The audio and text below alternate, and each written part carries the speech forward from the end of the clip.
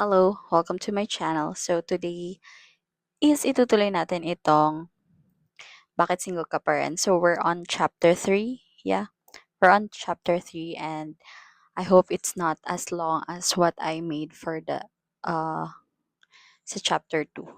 Dahil sobrang tagal talaga ng topic na doon. Yeah.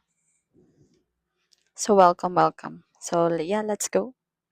This is by Sir Velden Lim. Sa mga bago pa lang dito, this is chapter 3 na tayo. So tatapusin natin yung ano na to and I'll have some insights.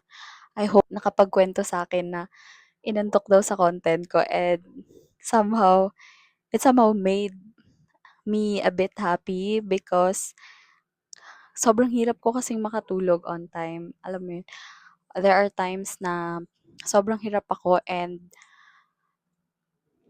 I listen to podcasts or contents na like ganito, parang talk and talk and talk. So, yeah, I hope na siguro na-adapt ko na din siya. Kaya eto, ganito yung alam mo yun, yung naging vibe ng talk na 'to. And also, meron din pala akong mga videos na travel videos ko, so you can check it sa my channel ko. And hopefully soon makapag-upload pa ako ng madami kasi mostly is from previous na. I'm just sinisave ko lang since sayang din kasi those times. So this is just a small channel pa lang. So more on saving memories and such pa lang. But I'm doing this also to um to train myself to be able to alam niyo yun, voice out yung about sa topic and such para ma-explain ko ng maayos and also learn from there din. Yan. So, let's go for chapter 3. So, chapter 3. Oh my. So, ang title nito is Pangit Ba Ako? Bakit Di Ako Crush ng Crush Ko? Okay, so we're done. I mean, I'm done reading the content. So, ayun. Pangit ba ako? Bakit di ako crush ng crush ko? So, yung content nito about is yon sa question na yon where some people, I mean, may mga questions sa atin from others na, pangit ba ako? Kaya hindi niya ako gusto. So, sabi niya dito is, sumagot man siya, para siyang trap na question. Kasi kapag sumagot man siya ng hindi ka pangit, parang, sinasabi mo lang ata yun dahil close mo, ka-close kita, dahil ayaw mo ko masaktan, mga ganon. Or di kaya kapag sumagot naman siya, oo, pangit ka, eh di nag-self-doubt na sila, self-pity and such. So, which is, yeah, usually line natin yan, like, hindi ba ako attractive and such. Actually, dati, yeah, that's my parang imposibleng merong magkagusto sa'kin, gano'n. Kes ganito. Kasi nung bata pa ako, I had hindi siya crush or something. I had someone nung bata pa talaga ako, like high school, na from there talaga naniwala na akong hindi ako attractive. I mean na hindi na ako sing lakas yung nararamdaman ko about that statement. Pero nung mga nakaraan and such, sobra talaga, like, yeah, sabi nga ni ano, pangit ako eh, gano'n. Kasi I had this na parang sabi nila, ang pangit talaga ni Ren, no? Ang pangit niya talaga, no? Tapos nagtatawanan sila. Narinig ko yun. I mean, hindi nila alam na nandun ako. Narinig ko yung statement na yun. From there, sobrang na-trauma talaga ako. Kaya kapag may nagsasabi na hindi maganda ka, never talaga ako naniwala. Never ako naniwala. But, siguro, as we grow old, alam mo yun, naiintindihan natin. Kasi kahit tayo naman eh, nagkakaroon tayo ng growth and such na we are, yeah, tayo yung alam mo yun, pinaka-special na create ng nasa itaas because ito, meron tayong kakayahan nito. We can talk, we can think, we can feel and such. So, yeah, beauty is ano rin naman kasi we each define beauty differently. So, meron talaga or may mga times talaga hindi natin maiwasan na we'll feel at some point na probably because I'm not attractive kaya I'm not or no one is ano 'to, yung parang walang nagiging interested sa atin because we are not attractive enough for them to pursue us, for them to talk to us and such. Pero to be completely honest, sobrang iba-iba talaga tayo ng definition ng beauty. Alam niyo 'yun. And probably some may choose kasi some may choose a good-looking man, a good-looking woman first, you know.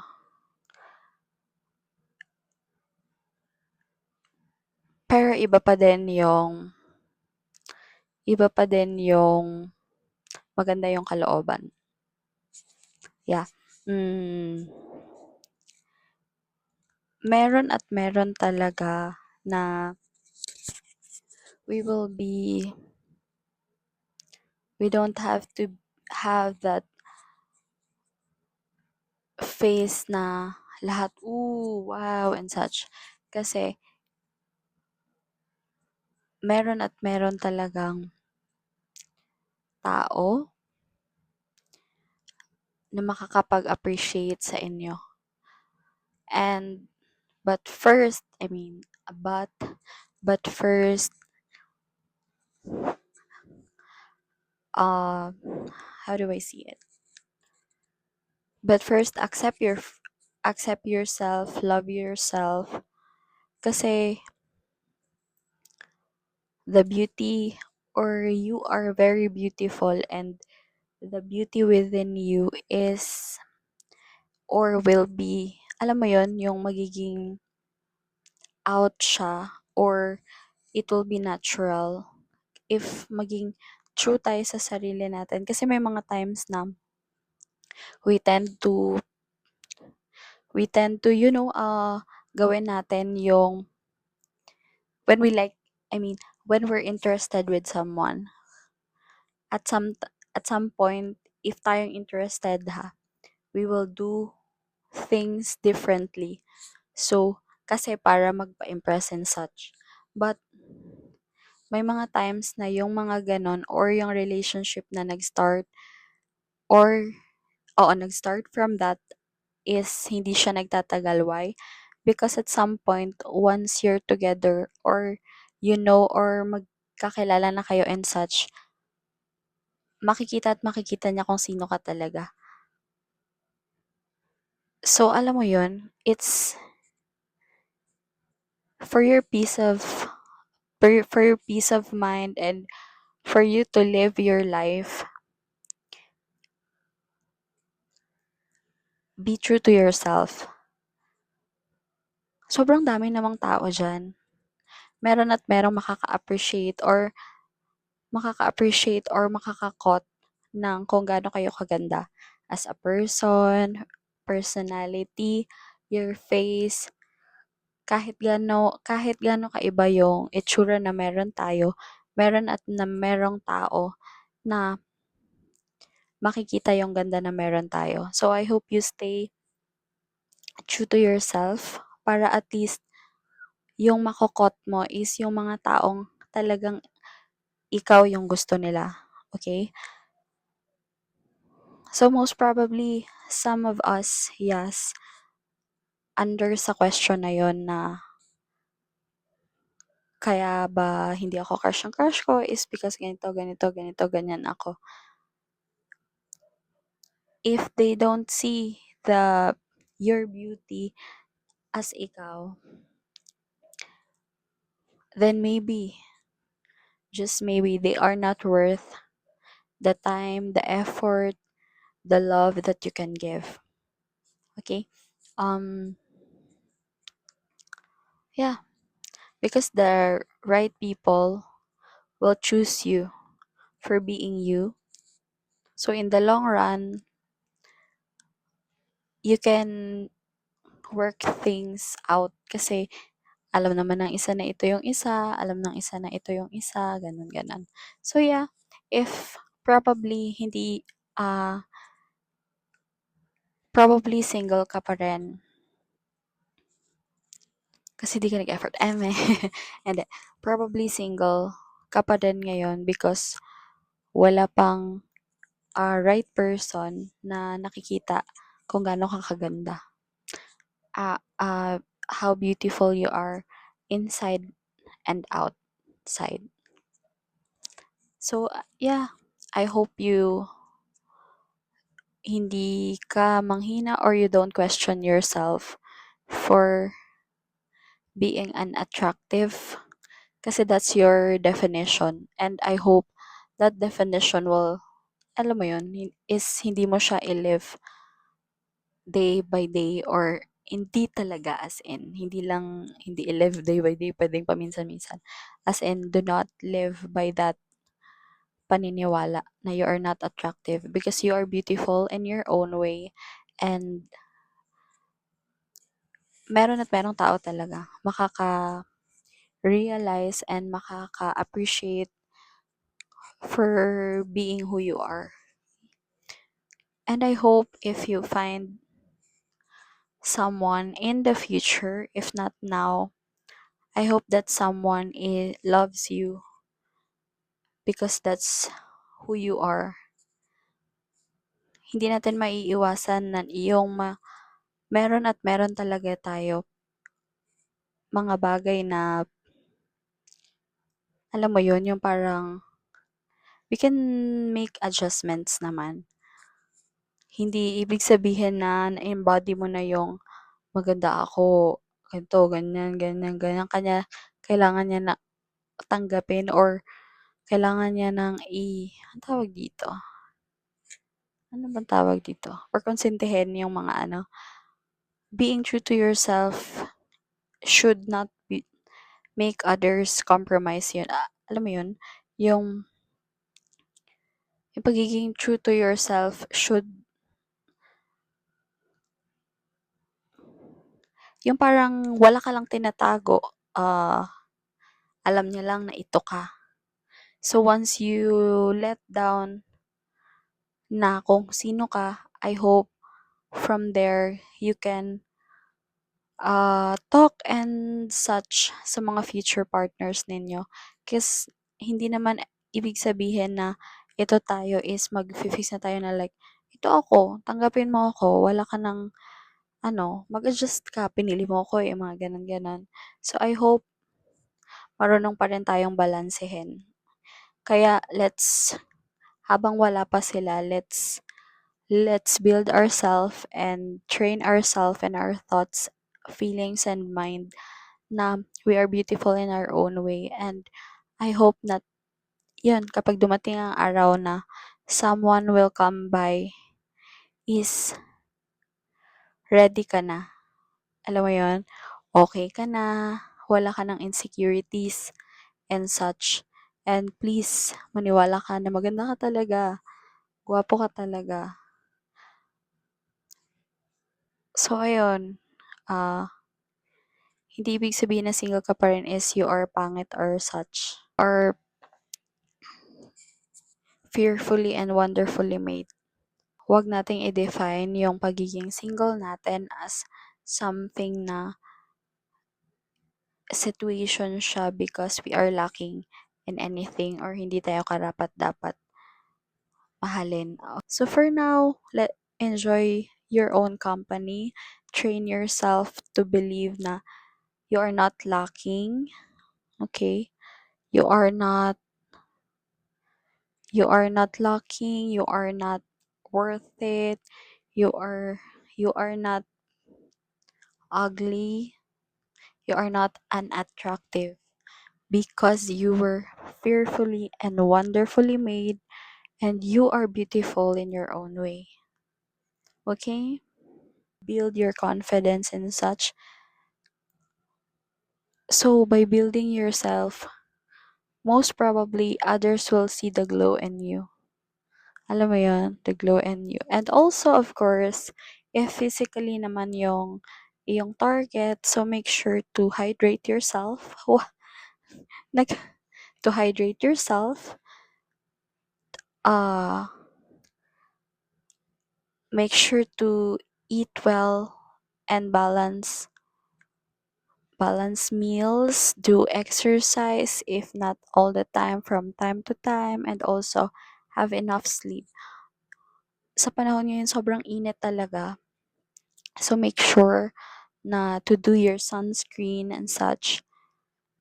Maraming ways to maraming ways to maintain your facial or your physical appearance. So yeah, make use of that. Sobrang dami ng content sa Google. If you really want to improve yourself, and alam mo yun, kasi makakadagdag yun ng confidence sa'yo. And yeah, if i-assess mo yung sarili mo and you think you needed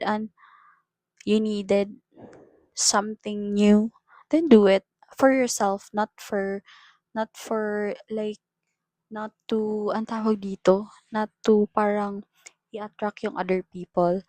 The yung sana yung improvement na ginagawa niyo is for your own, like, it's for me, ganun. Sobrang dami naman, you don't need sobrang daming pera para ma-maintain. Marami na tayong mga affordable, may mga products na tayong affordable, or di kaya enough sleep, uh, water, dahil sobrang init na ngayon. Make sure to take note of that. Make sure to do your sunscreen para ma-maintain natin. Yeah. And yan, learn from there. You can, if you think you're unattractive or such, kung gusto mo ng improvement, you are beautiful na. Okay? But if you want something new, just to, alam mo yun, kasi kapag may mga bago na ganyan, nakakadagdag yun sa confidence natin. So if you want such, then do your research. Tawag dito, like, understand your body type, your sizes, your color. We all comes in different sizes and color. So, or so that so from there you can choose na if it's either, I want to lose weight and such, you can do exercise and such. Ayan. And then if you want naman, if you think you're thin, or you can also do exercise that builds muscles and such. Pwede nyo namang i-research yan. Kasi by building yourself, or pag papasok ka sa mga ganong actions, or training yourself to choose the right clothes for you, the right color. What do you think? Do you prefer this color, this haircut, and the such?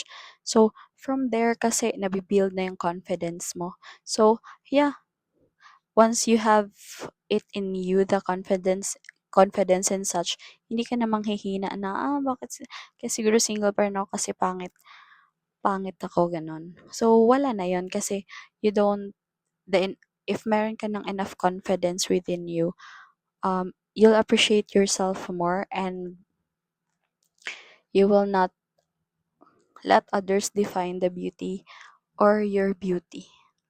Yeah, your appearance and such. So, I hope you had a good life, and I hope hindi nyo iniisip na pangit kayo kaya wala kayong jowa. I hope you love yourself enough to not be discouraged just because you're single, and you'll think na you're not attractive enough. It's not, hindi pa time, and no one is parang nakaka-appreciate ng beauty ninyo. So yeah, build your confidence and such para it will come eventually naman. Yeah.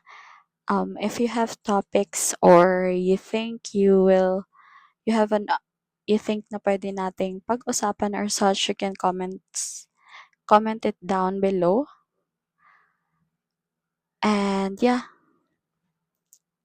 bye. Thank you for watching. And I hope you check out my other videos then. I'll be posting once done na the other vids that I have for travel and such if done na. So meron naman tayo dyan. And also you can check out the episode 1 and episode 2 for this Bakit Single Ka Pa Rin. So most probably ito yung pinaka-fix na videos na magkakaroon ako. Type of contents. Cause yeah, we're training ourselves para mas maging confident and mas mabilis makapag-isip on some sort of topics. So thank you. Thank you for listening. Thank you for watching this and please like and subscribe. I hope sa susunod, kahit years to come, I hope I'll get back on this video and see that we grew. The community we have will grow. Though it's not the quantity and such, but yeah, I hope kahit papano maraming makarinig and maraming magbigay sa akin ng ideas or correct me at some point para naman ma-assess ko the way I think and my views in life. Kasi from accepting um those criticism is very, though medyo mahina ako doon, but that is very, you know, you will learn more from that kasi ma-assess mo from others' point of view and such versus yours, and you can just meet halfway kung how you handle things and how can you or your views and opinions on such things. Yeah, so thank you. Thank you for staying. I hope you will have a good life, good day, and I hope lahat tayo will have that confidence in us to always feel think that we are beautiful enough. Yeah. Bye.